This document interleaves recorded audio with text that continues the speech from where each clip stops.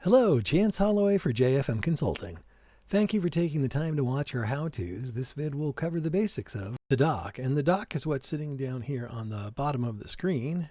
It has application icons, it has recent icons, at least in the newer OS, and it has things that I have created on the dock plus the trash can. I find it on the bottom to be in the way.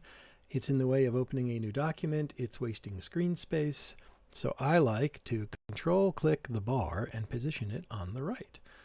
That's control-click on the bar. Gets you to a pop-up menu, and that pop-up menu gives you the ability to make some changes to it. Or you can go right to the dock preferences, and the dock preferences are actually located under the Apple to the system preferences, which takes you in and gets you to here, which is the dock preferences. And that has a couple of different items, such as size on a slider bar, that you don't get by control clicking the bar on the dock itself. The dock items are locked, so you can't inadvertently drag because people used to do it all the time. If you need to remove something, you control click it and say options or remove from dock. You can also go find it, the actual item in the finder, and you can set it to open at login. You can do show recents. The icons are a designated size based upon how many items are on the dock. If you put more dock items on it, it becomes smaller and smaller for each icon and harder to see, which is why magnification on can be handy. If you roll the mouse over it, it grows so you can see it. You can read the name. If you see a dot, it means it's the running application, and the running application is handy to know, so you know which runs are actually on and using memory and whatnot. The next thing is the Finder button up here. Finder and desktop are interchangeable. This whole thing is the desktop. The Finder is the same as the desktop. It's everything that's on the desktop. So if you go to your desktop this way, it's the same as Finder and desktop.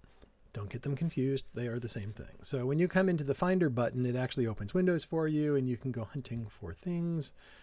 Each of these is labeled. You can go through them yourself and figure out which is which. If you want to put stuff on the dock, like an application, you can go in, find your applications, find an item. Let's say the App Store is already on the dock. We'll grab something else. How about chess? Click and drag chess, and we'll go all the way to the dock, and you'll notice it makes room, and you let go, and there's chess. If you want to remove it, you control click it and say remove from dock. If you want to put something that you've created down there, all you have to do is click and drag to below the bottom bar.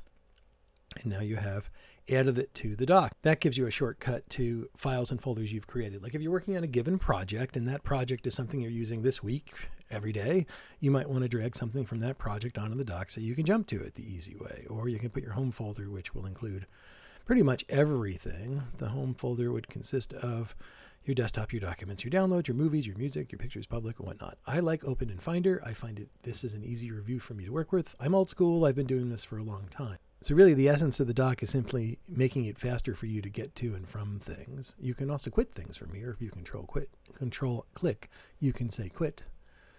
So like I want to quit out of Safari, I will say quit, and the dot goes away and it is off.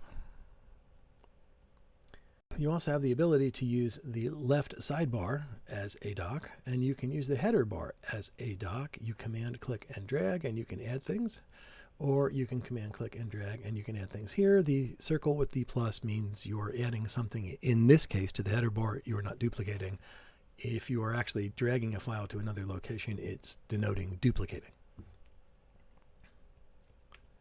So you have 3 different docks effectively to work from. I like the things I use every day on the big dock, and I use things like disk utility on the header bar, which I use once in a while.